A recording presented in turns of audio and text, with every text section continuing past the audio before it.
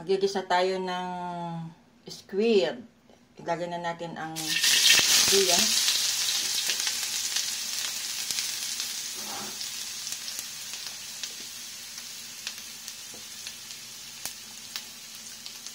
Ang bawang.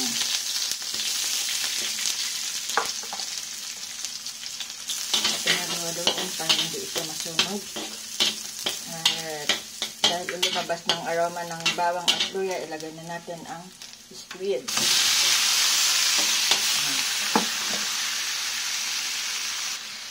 Ating halo-haluin.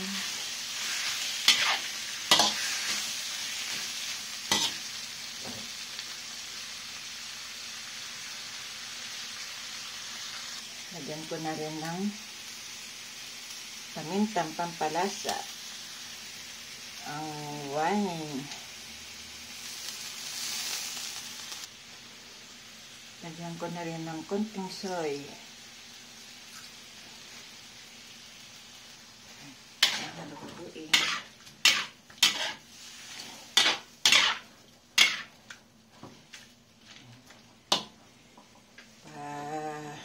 Kuluin ko lang ng konti. Lagyan ko na rin ng konting suka. Ating halu-haluin. Hanggang sa ang lasa ay pantay-pantay. Yan. Ilalagay ko na rin ang red bell pepper at sibuyas. Haluin na rin natin.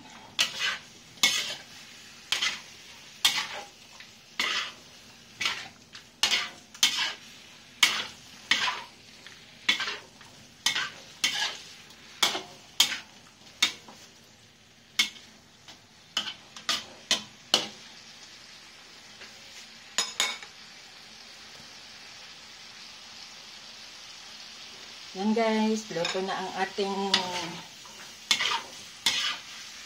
stir fry with bell pepper na squid.